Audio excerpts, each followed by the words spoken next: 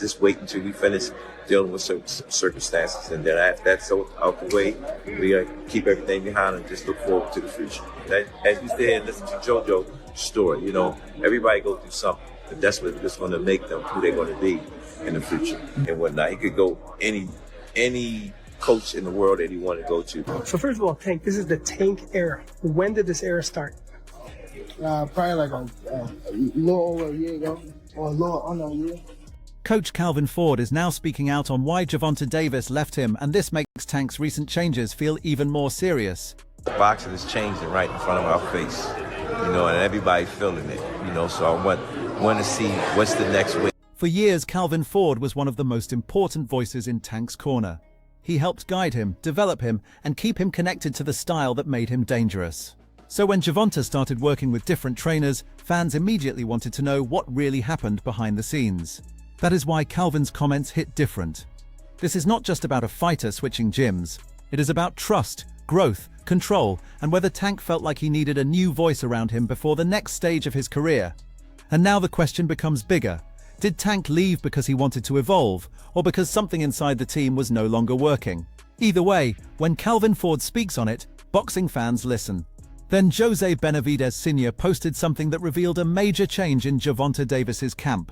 According to the post, Tank is now training with Jose Benavidez Sr., which means he has moved away from his longtime coach Calvin Ford. 9, 8, 7, power, 6, 5, power, 4, power, 3, 2, 1. And that is why this story immediately caught attention. Calvin was not just another trainer for Tank. He was one of the main voices behind his rise, his style, and his development into one of boxing's biggest stars. So when fans saw Jose Benavidez showing that Tank was working with him, it made people ask what really happened behind the scenes. Did Tank leave Calvin because he wanted a fresh voice? Did he feel like he needed a new environment? Or is this part of a bigger reset before his next fight? That is what makes this change so important. Tank is not just switching workouts, he is changing the people around him at a critical time in his career. And when a fighter leaves an old coach before a major return, fans always wonder if it is about growth, tension, or something deeper.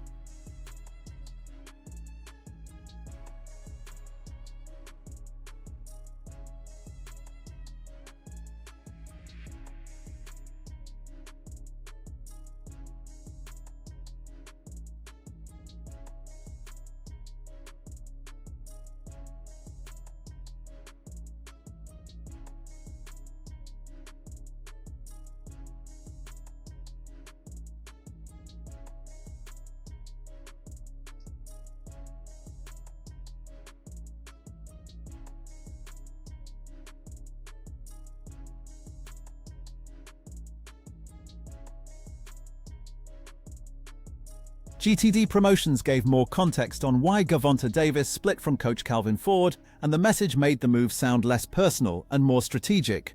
They tweeted, "I know a lot of people are asking me, why did Gervonta Davis split away from coach Calvin Ford? I can't reveal too much, but just know Tank made this decision to put his mind on legacy and trying to make himself a better fighter and get the best big fights out there. This ain't personal, it's business." That tweet changes the way people look at the split. For fans, leaving Calvin Ford feels emotional because Calvin was there for so much of Tank's rise. He helped shape him, guide him, and build the fighter people know today. But according to Eli Sekbak, Tank is not walking away out of disrespect. He is making a business decision because he wants to focus on legacy, improvement, and the biggest fights available.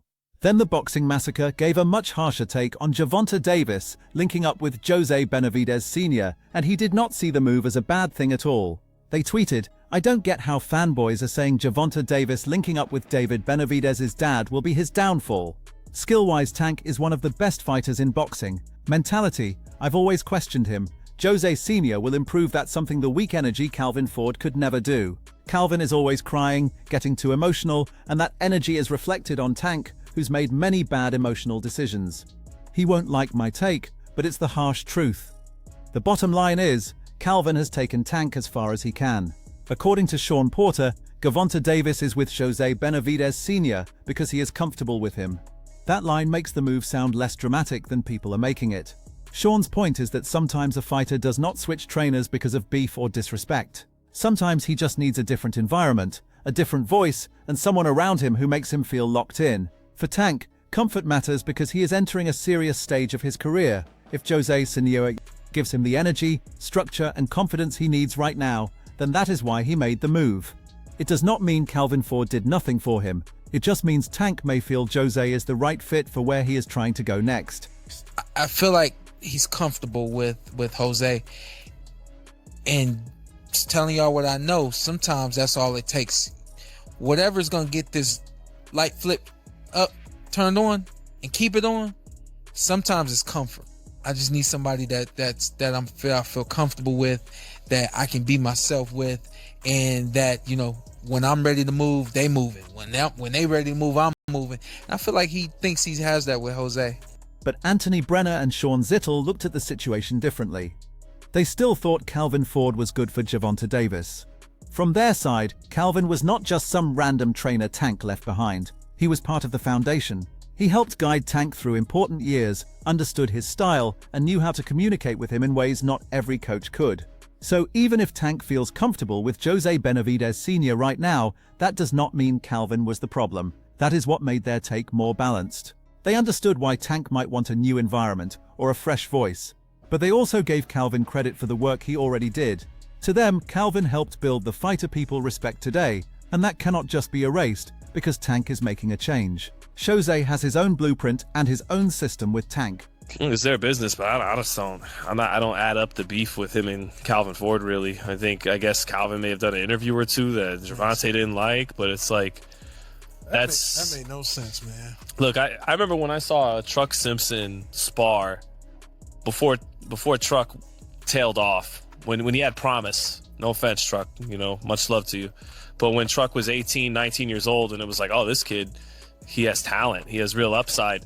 He threw his punches in the same way Gervonta Davis did. He had a lot of the same kind of rhythm that Gervonta did, and that's what made me go, Calvin is a good trainer. Even though Calvin didn't move the needle for Jahan Ingram over the weekend. Jahan Ingram lost to Devin Cushing. It didn't look like Calvin had a big impact on him winning. He wound up losing to Devin Cushing. Devin Cushing, bigger guy anyways. But when I saw Truck do that, I go, okay, so Calvin has it. That left its own imprint. He has a system. Then Fannin gave his take on the real reason Gervonta Davis left coach Calvin Ford, and his angle was different from everyone else. One of the reasons that he's no longer with Coach Kenny and Coach Calvin. And I think it's an important thing to say because it's not all on Coach Calvin, it's not all on Coach Kenny, and it's not all on Gervonta Davis. I have been paying attention to that camp for a while. I know people in that camp. I know people around that camp. And I can tell you without a doubt that the major issue with Gervonta Davis and that particular camp was the fact that there's so many paid snitches in his camp. It was replete with family members and other people who, whenever they got a piece of information about Gervonta Davis, would try to go out and give that information to somebody else in exchange from. He pointed toward money. According to Fannin, this move may not only be about training, comfort, or legacy. He suggested there were too many people talking, too many leaks, and too many snitches around the situation.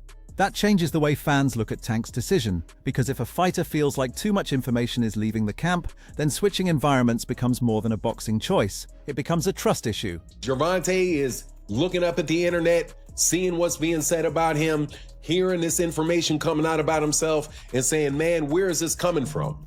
Originally, and this was a couple years ago, I remember when Gervonta started getting upset with it and he started blocking people and getting mad about stuff. And he started telling Kenny and Calvin, you know, that basically not to be announcing things, not to say things about who he's going to fight next or what he's going to do next, because Gervonta started getting irritated about that.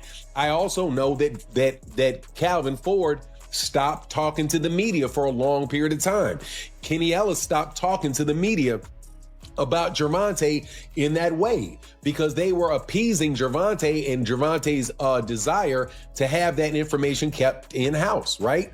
So to the extent that they were having conversations that Gervonta Davis didn't want to have, they had nipped that in the bud several years ago.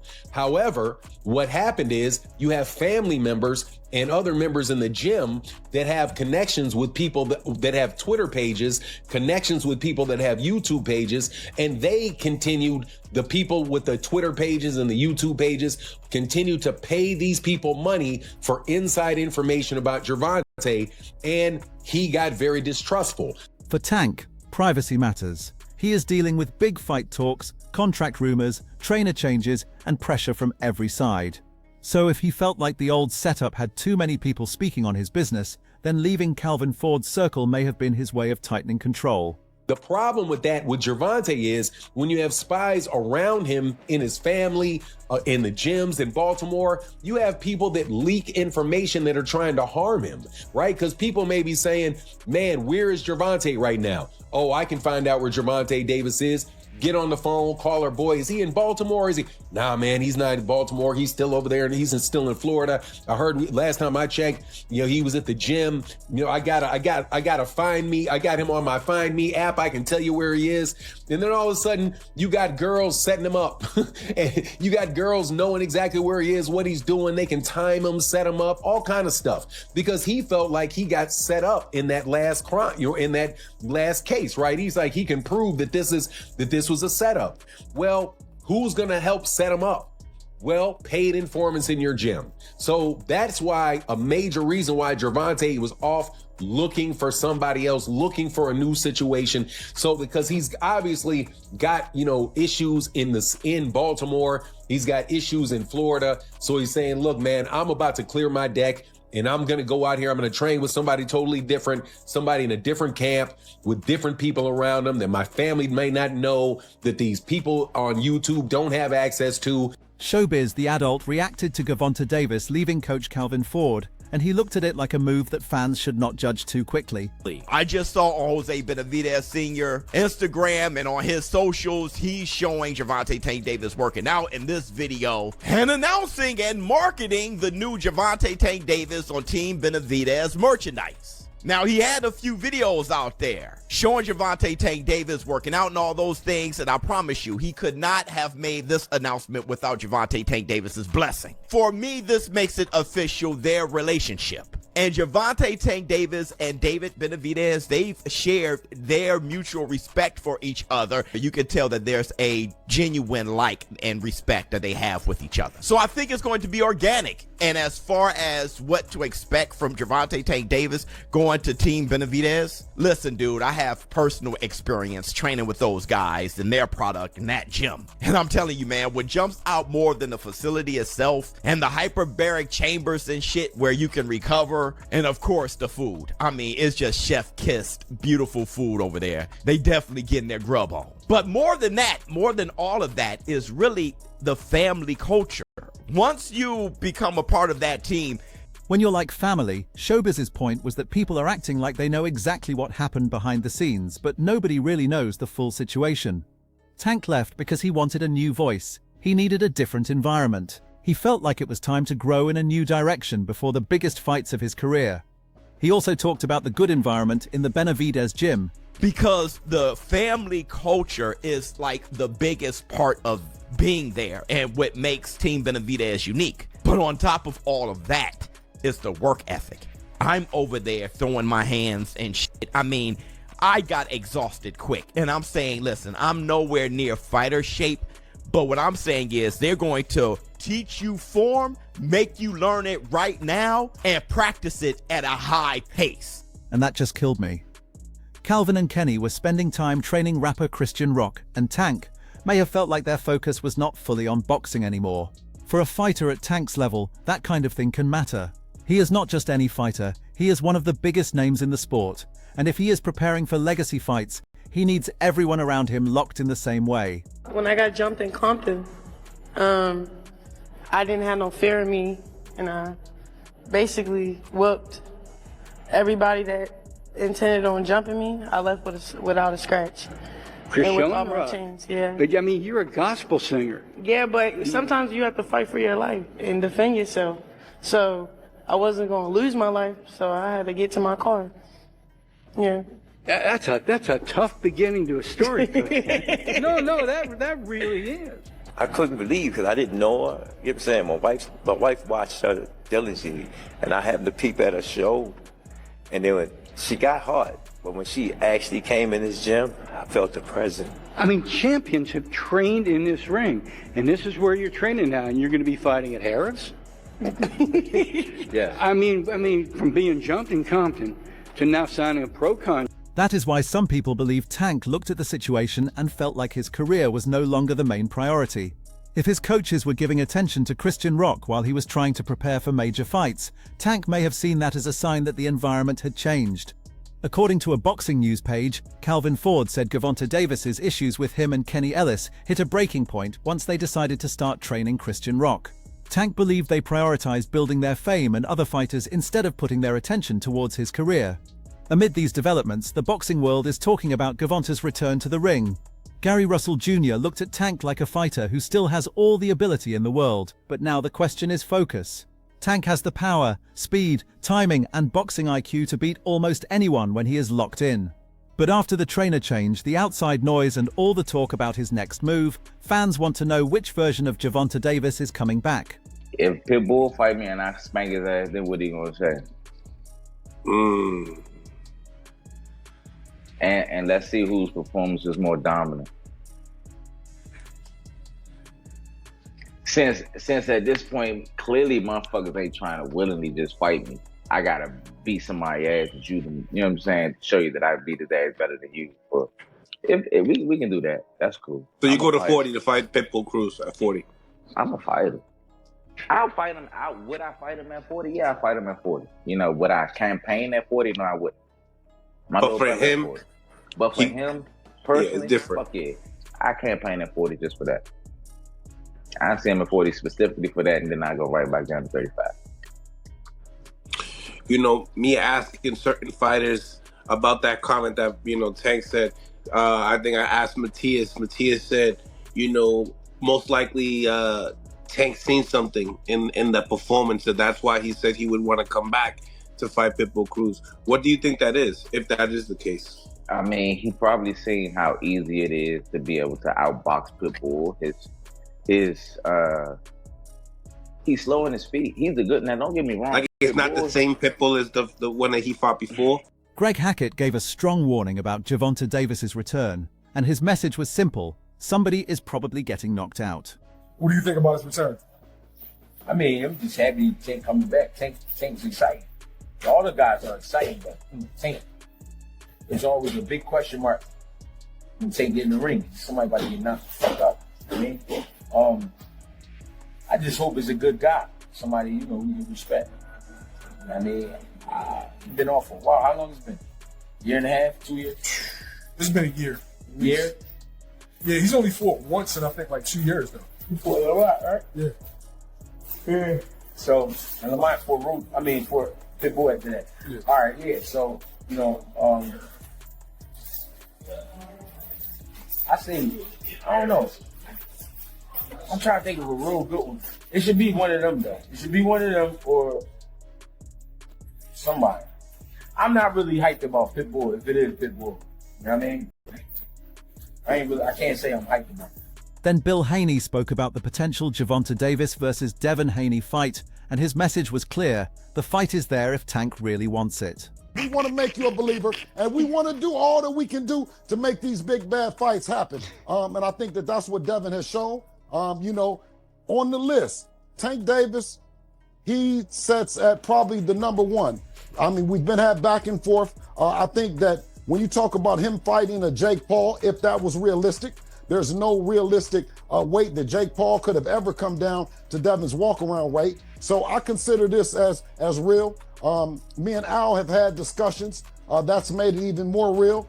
Never has anyone said anything about any dehydration, rehydration, or anything for that matter. So I think that it should be, and what it should be, is a fair fight. You know, and that weight is to be determined. But it won't be anything under 144 pounds for nobody in the world.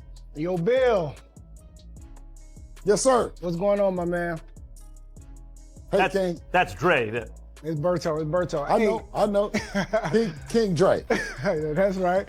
Hey, yo, so recently you said something. You said that Shakur would be easy work for Devin. That sounded crazy to a lot of us. Is that you just speaking that way? Well, it's harder. Listen, it's harder to get him in. It's harder to get him in the ring. It's been a fight to get him in the ring. I think that's going to be the hardest part for Debo to get him in the ring than to actually be in the ring. On the other hand, Shakur Stevenson is another potential opponent of Tank, and Max Kellerman recently gave his take on a potential Gervonta Davis versus Shakur Stevenson fight, and he looked at it like one of the most important style matchups in boxing. Shakur versus Tank Davis. Tank never seemed particularly interested in making it happen. But since then, Shakur has ascended and now would seem to offer Tank a bigger reward for the risk than used to be the case. Shakur Tank. Is that still the biggest of all the possibilities in and around this weight class? Or has it been supplanted by Shakur and Devin? Great point. You're right that Shakur has really elevated himself to a point that Tank would probably consider it, especially after the way Tank struggled against Roach. But I still think the biggest fight in this neighborhood is unquestionably the rematch between Ryan Garcia and Devin Haney. We can't forget that. Meanwhile, Terence Crawford explained why Shakur Stevenson will beat Gervonta Davis if they fight. He also talked about the reason why Tank may never fight Shakur. If Tank get to pick his opponent, he would do it. But Tank would never come from 35 to 54. Y'all got into it on social media around that time. Y'all was doing the back and forth. Is that just you being competitive, like when that happens, or is it like... I just really don't like that dude. You know? Why though? Cause I just don't like him. Like I really don't like him. I don't like. Just not your cup of tea. That's just not your. Yeah, I don't like nothing about him. You know, I don't like nothing about him. I just feel like, you know, he just one of these little arrogant little dudes that's, you know, using what he got to shield him. You know, like he got a lot of security guards around him, and he know, you know what I mean, he in the limelight and stuff like that, but in certain situations he wouldn't be acting like that. Then Carmelo Anthony asked Shakur Stevenson the question boxing fans keep asking, will he ever fight Gervonta Davis? Shakur did not sound like someone running from the fight. He made it clear that Tank is one of the biggest names out there, and that is exactly why fans want to see it. But Shakur also knows this fight is not just about calling someone out. It is about timing, business, weight, money, and whether both sides really want to make it happen. Do you ever think we'll see you and Tank, realistically? Man, I ain't gonna lie. I'm gonna keep it 100 with you. I don't really like talking about him. Yeah. Cause like the way that he move is goofy to me. Like it's some weird shit. So like I really don't like speaking on him. But like if same thing that fighting perspective. Same thing that I said with T.O. If anybody got issues with me or feel some type of way about me, you could come see me on fight night and resolve every issue that you got. I stand by that with anybody. And Sean Porter also predicted the outcome of the Gervonta versus Shakur fight. I think it's gonna go in there and just knock out Shakur. It's gonna That's not gonna happen. But it didn't take. It should have taken this fight. I knew he couldn't. For people to realize. Yeah. Right. I knew that too. But yeah, Shakur is a defensive specialist. And I've been saying this for a long time. If you pay attention to how Tank would react whenever Shakur's name came up, I was like, yo, it's something that Tank knows that most people don't know or understand. There's something that he sees in Shakur. It could be the fact that Shakur was a 2016 silver medalist. You know, he might got a lot to do with it. He's that, you know, the silver child of the country, and you know, there's no telling. But this is what I've always known. It ain't just a big straight left or a big left right hook coming from Tank that's going to end that night. That night is going to be the most strategical you've seen both these guys ever be in a fight. I don't know if we're going to ever get it. I think we will. You think we will, huh? For sure. Who else is there for if Tank trying to prove he's still the man? Who else you gonna fight? I tried to get a message to Tank for him to like make sure he understood. Like when you get past this legal situation, he's feel me on this. Tell me if y'all feel me on this. He's gonna be just like Mike Tyson was when Mike came out of jail. Everybody waiting for Mike was the meanest thing before he went away. Make sure to check out our other videos on the screen.